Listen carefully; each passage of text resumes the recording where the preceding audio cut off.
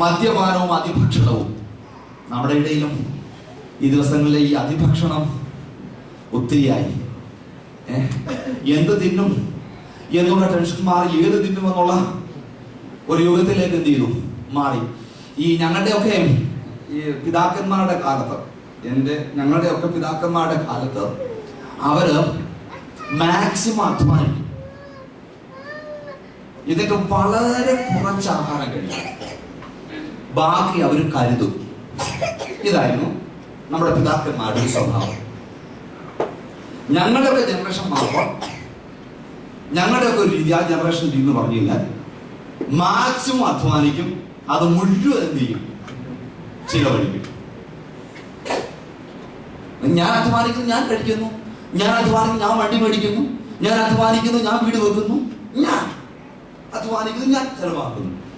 ഇനി ഇപ്പം വരുന്ന ഈ പുതിയ ജനറേഷൻ ഉണ്ടല്ലോ, അവരെങ്ങനെയാണെന്നറിയാമോ ജീവിക്കുന്നത്? അടുത്ത മാസത്തെ ഈ മാസം ചെലവാക്കും. അതാ ഈ ക്രെഡിറ്റ് കാർഡ് എന്നൊക്കെ ലോൺ എന്നൊക്കെ പറഞ്ഞ് എന്നാണ് വിചാരിച്ചിരിക്കും നിങ്ങള്? ബാങ്കിലാക്കുക നിങ്ങൾ ഭയങ്കര സ്നേഹമായിട്ടാ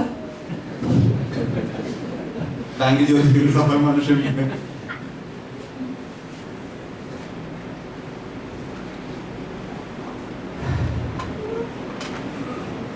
നാളേക്കുള്ള പണം ഇന്ന് നിങ്ങൾ എന്ത് ചെയ്യുന്നുണ്ടോ? ചിലവാക്കുന്നു.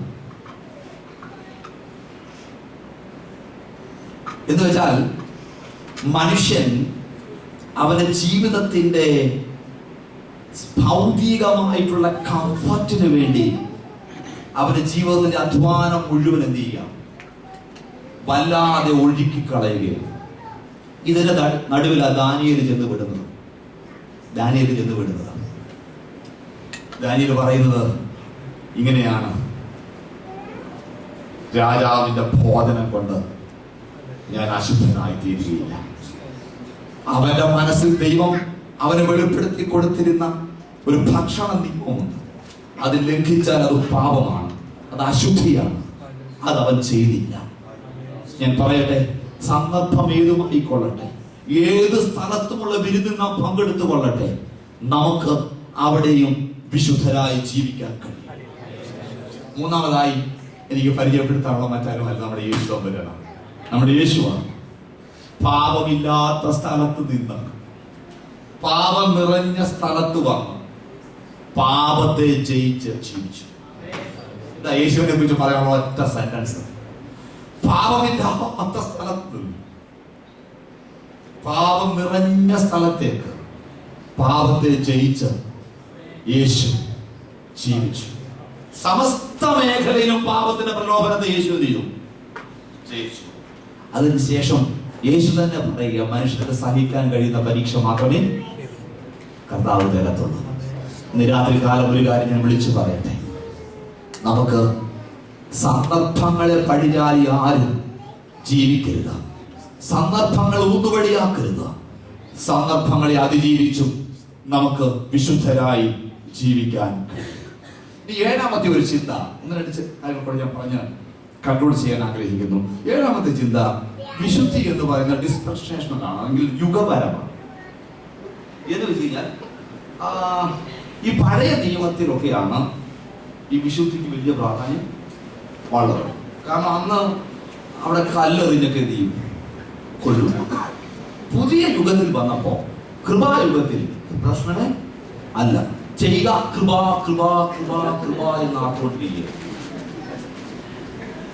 എന്ന് വെച്ചാൽ എന്തും ചെയ്തോ കൃപ നമ്മളെ വന്നെന്ത് ചെയ്യും, മൂടിക്കൊള്ളും. കഴിഞ്ഞ ദിവസം ഒരു ചാനലിൽ ഒരു പയ്യൻ പ്രസംഗിക്കുക, അദ്ദേഹം പറയുക, നമ്മൾ എങ്ങനെ ജീവിച്ചാലും എന്ത് ചെയ്താലും കർത്താവിന്റെ സന്നിധിയിലേക്ക് വരുമ്പോ ആ കൃപ നമ്മെ മൂടി, നമ്മെ ശുദ്ധീകരിച്ച് നിർമ്മലനാക്കി തീർക്കും. എന്ന് വെച്ചാൽ തിങ്കളാഴ്ച മുതൽ ശനിയാഴ്ച വരെ അതിനിടയ്ക്ക് ഓഡിയൻസിനെ കാണിക്കുന്നുണ്ട്. 10,000-കണക്കിന് ഓഡിയൻസ് ആത്മാവിൽ നിറഞ്ഞ ദൈവത്തെ ആരാധിക്കുക. കാരണം ഇനി അനുശുദ്ധനായി ജീവിക്കാൻ കഴിയുമല്ലോ, കർത്താവ് എത്ര കരുണയുള്ളവനാ, എന്നെ എത്ര മഹാത്മ കർത്താവ് സ്നേഹിക്കുന്നു. കാരണം നമ്മൾ അശുദ്ധിയിലൊക്കെ ഒന്ന് ജീവിച്ചു, കുഴപ്പമൊന്നും ഇടയ്ക്കിടയ്ക്ക് എന്നെ എടുക്കുന്നു വന്ന മതി, ഞാൻ വിശുദ്ധനാക്കി പിന്നെ വിട്ടോണം.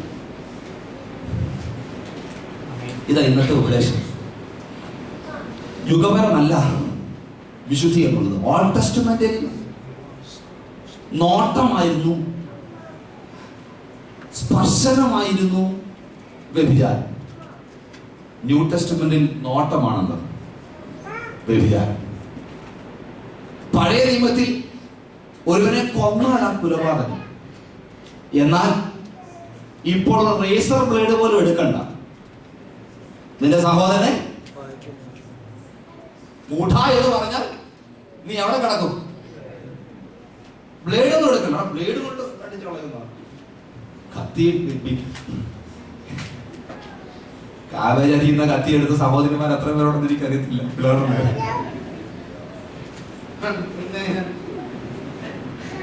എവിടെ കിടക്കും? ഞാനല്ല പറഞ്ഞു, പാസ്റ്റർ വന്ന് പറഞ്ഞിട്ട് പോയി എന്ന് പറയില്ല. എന്ന് വെച്ചാൽ ഓൾഡ് ടെസ്റ്റ്മെന്റിനേക്കാൾ ടഫസ്റ്റ് ആണ് ന്യൂ ടെസ്റ്റ്മെന്റ്. യുഗപരമല്ല വിശുദ്ധി. ന്യൂ ടെസ്റ്റ്മെന്റിൽ വളരെ സൂക്ഷ്മതയോടെ വിശുദ്ധിയിൽ ജീവിക്കേണ്ട വിശുദ്ധന്മാരാണ് ദൈവസഭ എന്നുള്ളത്. അവസാനമായിട്ട് ഞാൻ ഒരു ഭാഗം കൂടെ പറയുന്നു. വിശുദ്ധി മടിപ്പിക്കുന്ന ഒന്നാണ്, വിരസത ഉളവാക്കുന്ന ഒന്നാണ്. Holiness is boy. എന്റെ കൂടെ പ്രവർത്തിക്കുന്ന ഒരു കഥാദാസനുണ്ട്. അദ്ദേഹം പ്രസംഗിക്കുമ്പോൾ പറയുന്ന ഒരു വാക്കുണ്ട്, holy life is jolly life. വിശുദ്ധ ജീവിതം സന്തോഷത്തിന്റെ ജീവിതം. സത്യം പറഞ്ഞാലോ, ഞാൻ 100% അത് എഗ്രി ചെയ്യുന്നു.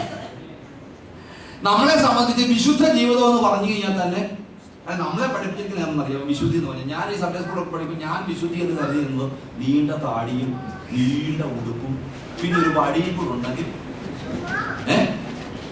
വിശുദ്ധൻ. ഇതാ കാരണം ഈ സൺഡേ സ്കൂളിലെ പുസ്തകങ്ങളിലൊക്കെ ഇങ്ങനെ ഈ വിശുദ്ധന്മാരെ വരച്ചു വെച്ചിരിക്കുന്നത് അങ്ങനെയാണ്. അപ്പൊ എന്റെ കൊച്ചു മനസ്സിൽ ചിന്തിക്കുന്നത് വിശുദ്ധനാണ് എന്ത് ചെയ്യണം? ഒരു നീണ്ട താടി, കുറച്ച് മുടി, പിന്നെ നീണ്ട ഒരു കുപ്പായം, ഒരു വടിയും കൂടെ ഉണ്ടെങ്കിൽ 100% ആരായി? വിശുദ്ധനായി. ഈ കുപ്പായം ഇട്ടുകൊണ്ടൊന്നും ഷർട്ട് ഇട്ടുകൊണ്ടൊന്നും വിശുദ്ധനാക്കില്ല. പിന്നെ ഇതൊക്കെ അങ്ങ് ഇടിയിപ്പിക്കുന്നതല്ലേ. ഇത് ഇട്ടില്ലെങ്കിൽ കണ്ടില്ലേ? ഞാൻ പറഞ്ഞ ഉള്ള കാര്യങ്ങൾ പറയുക. ഇതൊന്നും അല്ല ഈ കുഞ്ഞുങ്ങളെ ഈ പറയുന്ന പോലെ ഈ പാസ്റ്റങ്ങളുടെ മീശ ഇല്ലാത്തതുകൊണ്ടല്ല വിശുദ്ധി ഒന്നും. ഈ വെള്ള ഷർട്ടും ഇതൊന്നും ഒന്നുമില്ല. ഇതൊക്കെ പിന്നെ ഈ നിർബന്ധവശാൽ നീങ്ങ ഇട്ടുപോകുന്ന വിശുദ്ധി എന്നുള്ള വിരസത ഉളവാക്കുന്ന ഒന്നല്ല. മശിഹ സങ്കീർത്തനങ്ങളിൽ 45 സങ്കീർത്തനം എന്ന് പറയുന്നത് മശിഹ സങ്കീർത്തനമാണ്. അതിന് 7ാമത്തെ വാക്യത്തിൽ നാം ഇങ്ങനെ വായിക്കും, 45:7, നീ നീതിയെ ഇഷ്ടപ്പെടുന്നു, ദുഷ്ടതയെ ദ്വേഷിക്കുന്നു. അതുകൊണ്ട് ദൈവം നിന്റെ കൂട്ടുകാരിൽ പരമായി ആനന്ദ തൈലം കൊണ്ട് നിന്നെ അഭിഷേകം ചെയ്യുന്നു. എന്ത് കൊണ്ടായി ആനന്ദം അവന് ലഭിച്ചത്? നീതിയെ ഇഷ്ടപ്പെടുന്നു, ദുഷ്ടതയെ ദ്വേഷിക്കുന്നു. വിശുദ്ധ ജീവിതം നയിക്കുമ്പോൾ നമ്മുടെ ജീവിതം ആനന്ദത്താൽ നിറയുകയാണ്.